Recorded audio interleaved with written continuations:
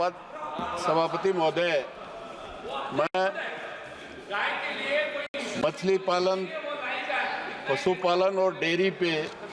चर्चा में भाग लेने के लिए समय दिया, इसके लिए तो मैं धन्यवाद देता हूं। राजस्थान पशुपालन में अग्रणीय राज्यों में है,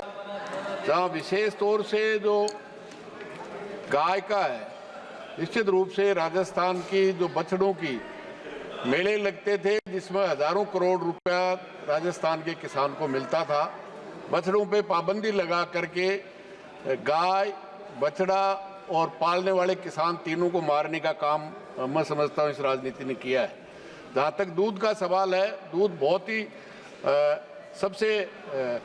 अधिक दूध पैदा करने वाले राज्यों में राजस्थान आता है। निश्चित रूप से उस किसान को उसकी लागत का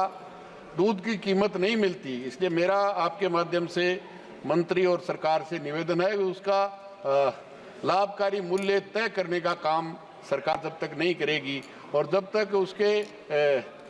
जो फोडर की कीमतें लगातार जो इस तरह से बढ़ रही है और दूध की कीमत नहीं बढ़ रही है, इसलिए वो हतोत्साहित किसान, जिसमें आमदनी में 35% खेती के अलावा पशुपालन से और दूध से जो इनकम राजस्थान के और देश के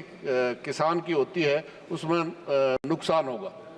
जहाँ तक सवाल है, सबसे बड़ी इस दूध में जो दूध और केमिकल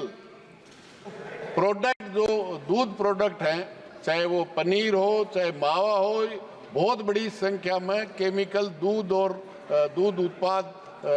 मावा और ऐसी चीज़ें बन रही है। उनको रोकने के लिए सबसे बड़ी कोशिश करने की आवश्यकता है और केंद्र सरकार को भी, क्योंकि फूड एडल्ट्रेशन की जो जांच की है वो संभाग मुख्यालय पे भी आज की तारीख में लैब नहीं है, इसलिए वो लैब की व्यवस्था करें और निश्चित रूप से इसको किसान को, इस पशुपालक को बचाने के लिए जो आयात पे टैक्स है, दूध और दूध उत्पाद पे आयात टैक्स है, निश्चित रूप से उसको बढ़ाने का काम करेंगे तो मैं समझता हूँ राजस्थान और देश के किसानों को इसमें आगे बढ़ाया जा सकता है। जहाँ राजस्थान में भेड़ और बकरी का भी पालन शायद देश में सबसे अग्रणीय राज्यों में है, लेकिन एक तो उसका जो बिक्री में है,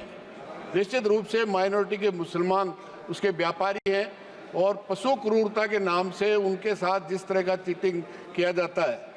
राजस्थान के भेड़ और बकरियां पूरे देश में जाने का काम करते हैं और जो भेड़ की ऊन, इसके साथ साथ जो ऊन पे सबसे बड़ी कीमत मिलती थी उसके बेचने के अलावा, उस पे आज की तारीख में न के बराबर हो गई है। निश्चित रूप से इसके लिए आयात बाहर से ऊन आती है, लेकिन हमारे ऊन को बढ़ाने का काम करेंगे तो मैं समझता हूँ कि उसको नहीं, ज़्यादा नहीं सभापति महोदय, निश्चित रूप से वो उस ऊन को प्रोसेसिंग करने में कोशिश करेंगे तो आगे बढ़ने का काम करेंगे। ऊन आयात पे हमारी किसान की उनको आगे बढ़ाने का काम करेंगे तो निश्चित रूप से उसमें होगा, क्योंकि किसान खुशहाल होगा। इस पे खेती के अलावा कोई पशुपालन से, दूध से और उनकी बिक्री से जो लाभ होता है, मैं समझता हूँ देश का किसान खुशहाल होगा तो देश खुशहाल होगा। आपने समय दिया, धन्यवाद। माननीय सदस्य श्री अभय कुमार सिन्हा जी।